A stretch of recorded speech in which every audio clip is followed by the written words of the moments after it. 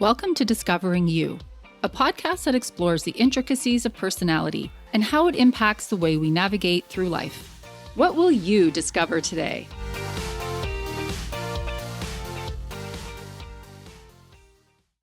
Hi, listeners. Hi, Heather. Hi there. Usually I ask how you're feeling and vice versa, but we've saved that part for today's guest. I'm going to jump right into this month's disc analogy. Last time I did disc as TV moms to tie into Mother's Day. And since Father's Day is next, you probably know what's coming.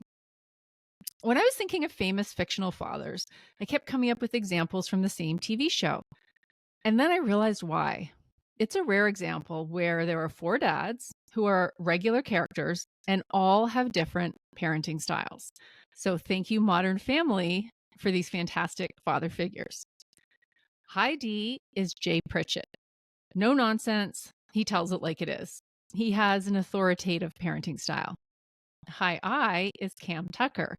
Emotional, expressive. He has a very loving, affectionate style. Hi S is Phil Dunphy. Helpful, supportive. He has a reassuring, encouraging parenting style. And hi C, Mitch Pritchett, a fastidious worrier. He has a very structured style. I loved this show. I'm very pleased to introduce a special guest on the podcast today. Dr. Zorana Ivcevic Pringle is a senior research scientist at Yale. She has spent more than 25 years studying creativity. Her work has been featured in the Harvard Business Review, and she's a regular contributor to Psychology Today. Zorana has just published a book called The Creativity Choice: The Science of Making Decisions to Turn Ideas into Action. I was able to read an advanced copy of it, and I found it to be both informative and easy to digest, which I know is not an easy thing to do. We were having a little chat about this offline. Welcome, Dr. Pringle, and congratulations on the publication of your book. Thank you very much for having me. So I have all sorts of questions for you. But as our regular listeners know, I like to start every podcast by doing a mood meter check-in via the How We Feel app. And there's such a cool connection here because you're a colleague of both Mark Brackett, who developed it along with Dr. Robin Stern. So Robin Stern was a previous guest on Discovering You, and I love how this all ties together. You study the personality traits of creative individuals across different domains and careers, and this is right in the wheelhouse of this podcast because we love all things personality traits here. So we'll get to it. Zorana, how are you feeling today? Thank you for having me, and I am very excited. I am energized and excited. Okay. All right. So you got excited, which is great. And I got enthusiastic. So I think that we're probably both in I think that's the yellow, the high energy, pleasant zone. And I think that's great. So I'm enthusiastic, which is defined on the app as highly interested in an idea or an activity. And so I am very enthusiastic about having this conversation with you. So what I want to know is what inspired you to study creativity? And I was lucky enough to get an advanced copy of your book and I read it. And I would love if you could share the story that you talk about your friend in first grade as sort of the beginning spark of this creativity interest. Well, the story that you're mentioning is that really, if I go back and start to think what got me interested in creativity in the first place was this experience when our teacher said you can draw anything you wanted. It was a national holiday, so it was themed, a holiday themed, but you could do anything you wanted within the theme. And I did not know what to do. I love drawing and I drew all the time at home. But I was really concerned what the teacher will say, what the teacher wanted, and just started looking at what everybody else was doing. And then I saw that everybody seems to be having a consensus what is the thing to do, and I proceeded to do the same. But then at the very end of this class, the teacher put all the drawings on the board, and I noticed that 23 out of 24 students did the exact same thing. Town center with the Venetian fort and flags flying. I grew up in Croatia. And there was one student who did something different. It was traditional for the holiday to have a student assembly and a talent show, and she drew a bunch of students in front of a microphone. And I did not necessarily know the word creativity at the time, but whatever she had, I wanted that too. That's a good line. So something sparked in you kind of like, oh, like wow, she had the courage, I guess, to do something different and she was obviously inspired to do that. So I think it would be helpful to start with a working definition of creativity. In your book, you write that creativity is the process of making something that is both original and effective. Can you expand on that? Yes, certainly. So oftentimes I hear people say, well, creativity is esoteric and it's hard to define. Mm. But really, in the science of creativity, there's consensus. We know what it means for something to be creative, and we know that it means something particular to the extent that we call it the standard definition of creativity. And so we know that. Something has to be original. That original does not mean that it has to be so groundbreaking Hmm. to completely change the nature of how we understand the world or how we do something. It has to be original to a certain extent in a certain way. And then it has to be appropriate or effective. Because something that is original could simply be bizarre, and that would not qualify it as creative. Okay, that makes sense.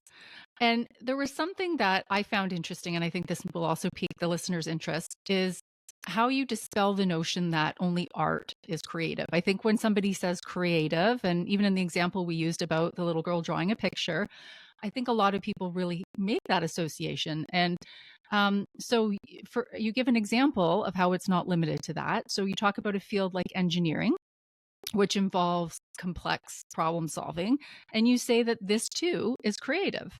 Yeah, as long as it is original in some way, it hasn't been done this particular way before, Right. and it is effectively addressing some need, problem, Mhm. or a goal, it qualifies as creative. That can be um, a birthday gift to somebody that you love. It can be a solution to an everyday problem, a way to enliven a personal relationship, or all kinds of things, pretty much no matter what kind of work you do. So you identify four types of creativity called the four C's, and they are mini C, which is personal creativity, little C, which you can share with others. Pro C is professional creativity, like, for example, architects. And then big C, the highest level. So creators who have like changed our culture, for example, maybe Freud or Jung or even Steve Jobs. So I was really, I found that really helpful to see it broken down into categories. So I guess the big C, that's probably limited a bit, right? We don't have maybe a widespread. Not everybody's gonna, have big C. Exactly. Let a big C is very rare, and um, that really is a problem in how people communicate about creativity. Because Mm, if we think that those are the right role models mhm. to teach others about what creativity is, we have good intentions, but we are actually doing something counterproductive. We are putting people up to say this is what creativity is, but that most people become aware that that is not attainable, and Yes, and it then they might. becomes something that is discouraging Yes. instead of encouraging. Yes. Well, I think this leads right into the next point that I wanted to Hmm. talk to you about, because another thing that you clear up is this widespread assumption that with creativity that you're either creative or you're not. And you say that creativity can be learned, and you reference the importance of having a growth mindset rather than a fixed mindset, and that will impact creativity. And listeners to this podcast will recall that we talk about mindset a lot. I took a deep dive into Carol Dweck's work on mindset. That was on episode 4, on episode 9, if you want to check it out. But I would love for you to expand on the relationship of mindset to creativity. So consider how we think about creativity. Do we think it is something that you are born with? Implication is you are either born with it or you're not. Mm, Or we consider it something that can be developed through practice, through building our interest, through pursuing our interest, to learning our skills. And this has consequences. So if you believe that creativity is something that can be practiced and learned and developed, then you will do things in order to develop it, practice, and grow it.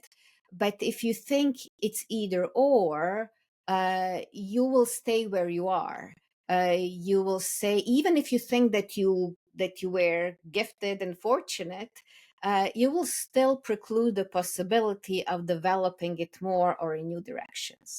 Tell us about creative self-efficacy and how that transforms over the course of, let's say, the beginning, the middle, and to the end of a project.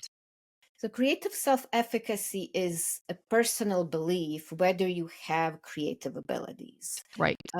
And uh, there are oftentimes we think of creative self efficacy in everyday conversation as creative confidence. And we assume again that you have a confidence, or maybe you don't have the confidence. But again, it's a matter of degrees. So it is possible that you have some confidence, but you are not fully sure. Right. You are not doubt free. And that's okay. You do not have to be doubt free, and chances are that you cannot be doubt free. Yes. Uh, you have to start with just enough so that you can embark on the process. And there are people who have studied how this confidence changes throughout the course of a creative project. And at the beginning, it's the lowest. It makes sense, right? You are trying to do something that hasn't been done before. So Sure. you're not sure. And then it grows as you see yourself making progress. Well, I think that's encouraging to hear that too, right? Sometimes things feel so overwhelming to us at the beginning of a task. You're like, oh my gosh, I got to. So yes, that makes sense. And then as you go, just even seeing the things that you are accomplishing probably propels you to do it. So I like that. I think that's very encouraging.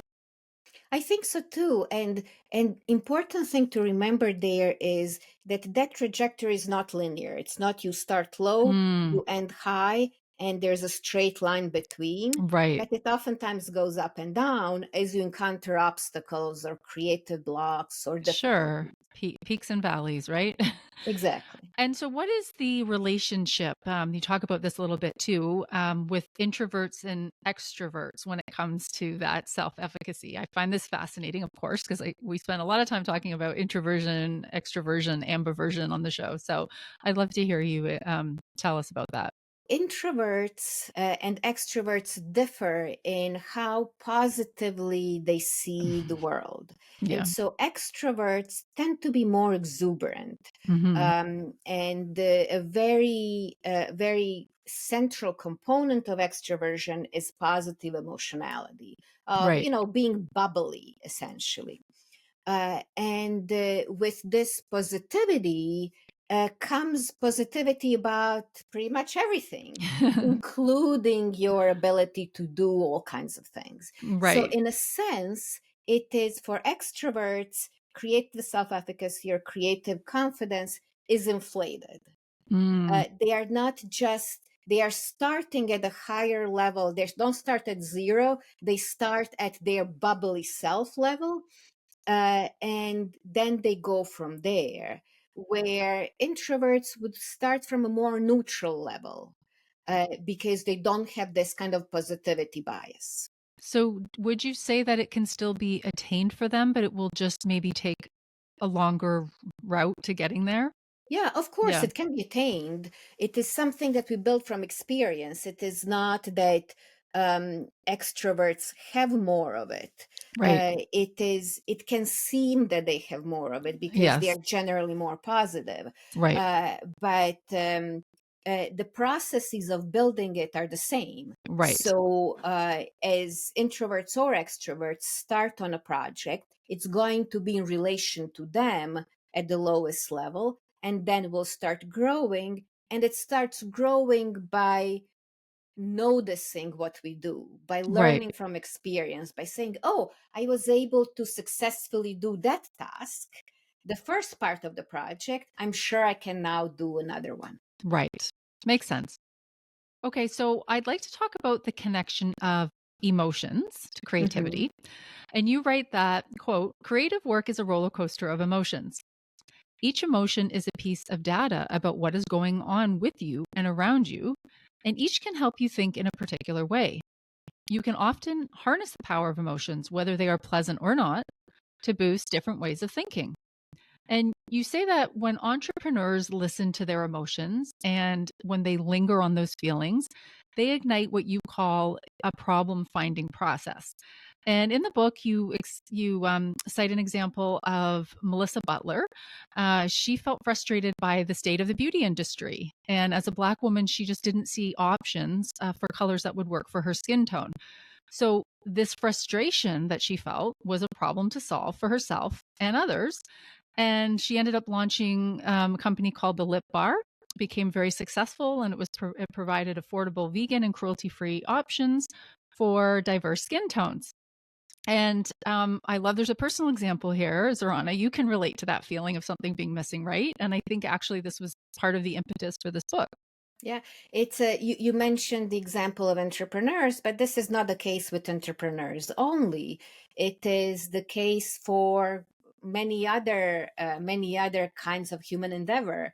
I wrote a book because I looked at books on creativity out there, and I thought something was missing. Right, And that feeling of missing is a frustrating thing, and you go, oh, it is a problem that could be solved, and I could solve that problem. right. Um, Yes.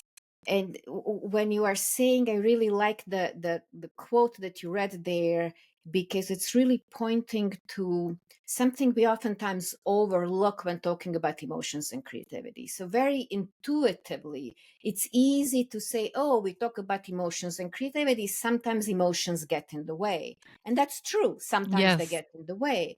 But there's this whole other side of emotions and creativity that Hmm. is helpful for the creative process. Right. And this is something else that we talk about. And this brings up a topic again that we love to talk about, emotion regulation. And this does play a role in the short and long term throughout the creative process. So tell us a little bit about that, about how it does that. So, if we imagine a way to super slow motion how emotions happen, we experientially, when something happens in the world, in our lives, we see that, oh, there's a trigger, and now we have a feeling.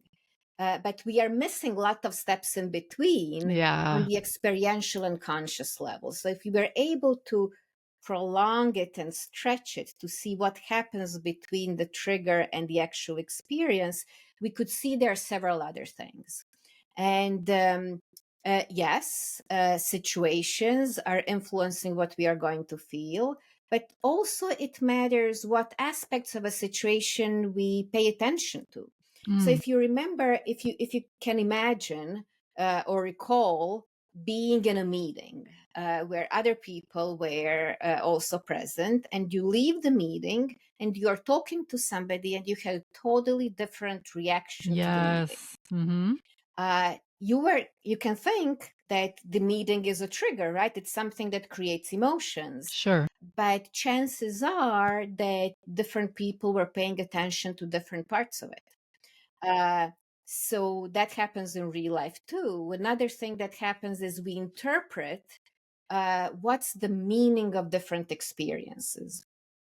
So imagine that you are in a brainstorming session, and you're in a brainstorming session and these ideas are flying. Um, and you voice your idea and somebody immediately jumps in. Now, how do you interpret that? Do you interpret that as people are excited to share and this is excitement of creation? Or do you interpret it as this person did not let me finish? Mm, yes. Very different reactions. Very. And then there is that part of, okay, reaction could start developing, physiological reaction, some kind of behavior that happens. We react in a particular way, and we can also influence what that reaction is. If you are feeling anxious before giving a presentation, you can calm your activated nervous system by taking a few deep breaths. It seems almost a cliche these days. It's so used so often, but it really works. Absolutely. And I totally agree with you. I've been in many situations myself where you can see that the emotion regulation is huge. And in fact, it can be really pivotal in someone's career. So, like in the example you gave, like let's say that meeting and somebody spoke up and then the other person didn't like it and said, "Don't interrupt me," or felt like their idea was being attacked. Like just the way you handle yourself in those situations, right? Emotional intelligence is huge. And I can see how that's completely tied into the creative process. I was interested to hear when I was reading your book, because of course this stuck out to me, that you're not a morning person. And I was like, oh yay, someone else, not just me. Um, and so, depending on whether you're a morning person or you're a night person, like this can really impact the time of day when you are like creative and feel like writing. Can you fill us in on the connection between what you mean by chronotype and like a morning low for those of us that are not morning people, and how the energy and creativity shift as the day progresses? Yeah, so chronotype means your preferred level of activity depending on the time of day. Mm, And we all, if we think about it, can think when our energy level and activity level is the highest and what is our preference. If we had a choice, of course, the world is arranged in a particular way, and it's not arranged for people who are not morning people. no, it's So we not. have to start usually our days in a particular way because of external circumstances. But what would be your preference if you could Yeah. live in your preferred way? Yeah. And some people are very strong morning people, some people are very strong evening people, and of course, there are people who are in between who are not as strong. Right. And so for me, I'm not a morning person, so Mhm. it is very interesting. I wrote the book, and as I was writing, of course I looked online for all the tips Yeah. and suggestions of how to be successful in the writing process, and many of them were of the flavor: get up early, get up at Hmm. 5 and write. And there is no way I could do that. I am not, I have no muscle tone, and I am not awake, and I cannot do that. My body and my mind cannot follow that advice. Yeah. So this kind of advice could be good for some people, Yes. but it's not for everybody, and you have to acknowledge that and say, no, this doesn't work for me. I love that you're saying that. This is so much what I end up doing in my job, and just the stuff I've experienced in my life is people try to give this one size fits all strategy for success, right? And no matter what you're doing. And remember, there's the whole thing, the 5 a.m. club. Again, that's great if it works for people, but it's hard when you're not that person, right? You kind of feel left out and you think, well, how, if that's the only advice, and I guess I'm not going to succeed. So it's really nice to hear someone like yourself who's obviously done, very well in your life. And I think there's also stereotypes about, oh, you're a certain type of person. If you're like, a scientist and you're all this stuff, then you would be. But no, I love that that also gets dispelled. Yeah, it is. There is no one size fits all, pretty much anything but humanity. Yes. But I want to address something that you mentioned as you were asking a question. It implied that certain times of day you are more creative than others, but not really, Okay. because creativity is not just coming up with ideas. There was an Mm, assumption there that creativity or being creative is coming up with ideas or doing something that is just putting new words on a page. right. But that's not the only part of it. If your goal is to write a book, most of writing actually is rewriting. Yes. And Of course, I went through many rewriting sessions for everything in the book. And what really benefits the rewriting process is that really being a little bit down or a little bit grumpy that for me happens in the morning. Because in these kinds of moods, they are good for certain things. Yeah. Your superpower in these kinds of moods is critical thinking. It is finding all the things that are wrong or could be better and Yes. then fixing it. Right. And that's equally creative. It is just a different process of thinking that ultimately goes into that final creative product. Yeah, and I'm really glad you clarified that because I do think again there's a misconception of that word creative. Creative means I have to be creating something new. But no, actually making something better, going in, editing it, doing it in that different space is also creative. So that's great. I'm curious, when you were, doing this, did you face any kind of like writer's blocks and did you develop any specific strategies to help you get through it? I pretty much most people who write or who do creative work encounter obstacles that are smaller or bigger creative blocks. And I did. I encountered creative blocks. Actually, I encountered the creative block in writing a chapter about creative block, which was in a way entertaining. If you Okay. take a little bit step back. And the first thing that you need to remember at those times is it is an overwhelming emotional experience of feeling frustrated and stuck. Um, and you have to use all of the tools of emotional regulation to deal with it. But there Mhm. is essentially a first step.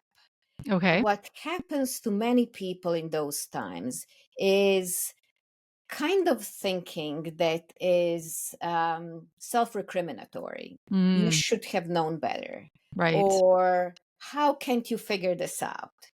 Yeah. And in those times, the first step really is to stop this, to imagine what would you say to a friend, Yeah. somebody you care about, if this was going on for them. You would not tell them you should know better. Right.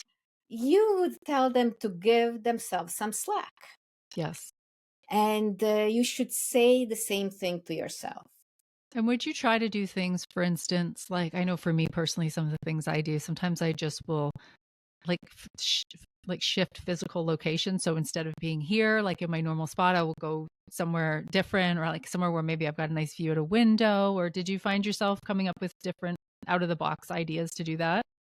Yeah, exactly. Changing location is very good because it takes you away from physical signs of a particular kind of thinking. Since you have to move away from a particular way of doing something, removing the physical clues to it can help.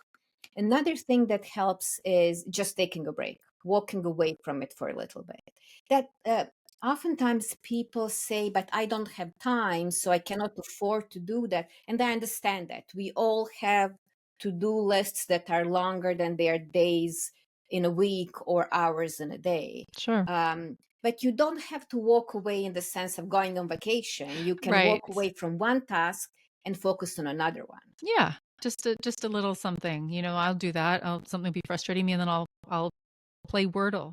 I'll go and I'll be like, I haven't done Wordle today. Let me do that. I've even had to take a break from Wordle. If I'm staring at, I'm like, why can I not get this? You could spend time and you go away, you come back, and all of a sudden it's obvious. Something that ties into it, and it's a concept that you talk about, and it's important to me because I've witnessed it a lot of my work as a team facilitator, and it's called psychological safety. Can you talk to us a little bit about that and why it's so important for creative success? What psychological safety means is having trust that sharing ideas is invited, valued, and accepted. And you are not going to be retaliated against for doing so, even if ideas Right. are critical. Yes. And it doesn't mean that you are being nice or that you're agreeing with everything. It's not,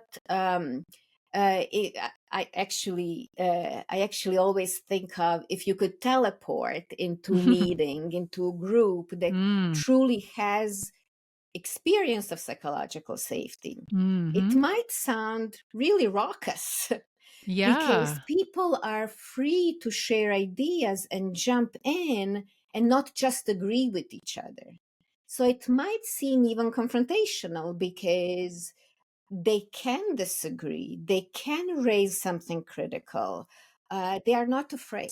That's huge, and I agree with you. I do see that in my job, and one of the ingredients that I find in there is usually like the team leader is willing to also is to share and be vulnerable and to put things out there. And once they see, okay, like this person is doing it, it's okay for me to do it. And I mean, you talk about how this spans things from being really minor in work, like, okay, like maybe somebody designed a poor interface, but to really serious problems. And then you talked about, those terrible Boeing plane crashes. And, you talked about how afterwards, and I didn't know this part of it, but afterwards they were really, the FAA was doing studies into like what maybe went wrong. And one of the things that came out was this widespread culture of a fear of retaliation if workers were to raise safety concerns. So, wow, like cannot underestimate the importance of that psychological safety, right? Exactly. It is crucial to be able to share ideas and to share critical feedback. Yeah. Critical feedback is important, not just as critical feedback in terms of safety, which is really important, but also in order to improve a product. Yeah. Um, Imagine that you are not doing something that is dramatic as plane Yeah. safety, but something that it's not obvious that safety is important. Improving ideas, developing them to their maximum potential, involves being critical about them. Sure. Yeah. Absolutely. So I have to say, as I was reading this book, I kept thinking about your experience. And you've touched on this a little bit, but your experience of writing a book on creativity. So the fact that here you are writing about the creative process while you yourself are living in it, almost like a microcosm. What was it like? And did you find that the clinical findings were resonating in a personal way?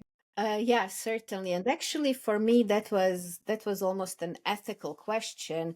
If I cannot put my own advice into my own practice, then I shouldn't be doing this, because then you are saying something that people cannot follow. So for me, it was very important to remind myself, because sometimes we get caught in the moment, uh, to step back and remind myself, hey, you are now experiencing a block. This is not going to be forever, and you have to cut some slack for yourself. Um, Take a break, go to an art museum. For me, art museums are a mental health intervention. And yes, you have a deadline, but you need to take a break. Okay. And if I put it like that, you have to take your own Yeah. advice. It becomes it becomes even stronger, and it really is effective, because it helps get you out of your head Yes. and reflect and be critical and apply. Yeah, listen, I can totally relate to that piece that you just said about the ethical part, because there's things that I will be talking about on here or telling my clients, and I was like also thinking, okay, you have to apply that to yourself, Victoria. Like when you're saying, like same thing, take it easy, take a break, do whatever. Why are you not also deserving of that advice, right? So I think that was a key point. Okay, so finally, last question. What do you hope that readers will take away from this book? The first thing is that creativity is a choice. That is not to say, just say yes. I am not saying that is an easy choice. I am not saying you are to blame if you are not doing something creative or you're not living to all of your creative potential. Um, I am saying that as a message that this is a long-term process. Mm, It starts with one choice, but then you need to recommit to it consistently throughout the process. right. And creativity is not easy. It's not supposed to be easy because you're doing something original, uh, but there are strategies to get from here to there and to persist through those ups and downs. Great. I love that. And I assume for anyone listening who wants to get the book, it's available in all the usual spots, or do you want to give a shout out to that? It's available wherever you possibly can get books.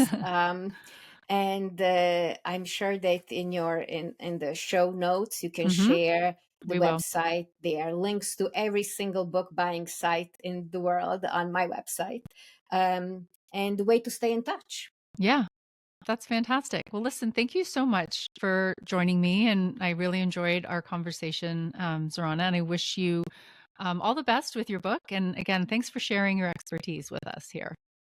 Thank you very much for having me, Victoria. This show is a Twisted Spur media production produced by our very own Heather McPherson. If you enjoyed this podcast, please share with a friend and subscribe wherever you listen to podcasts.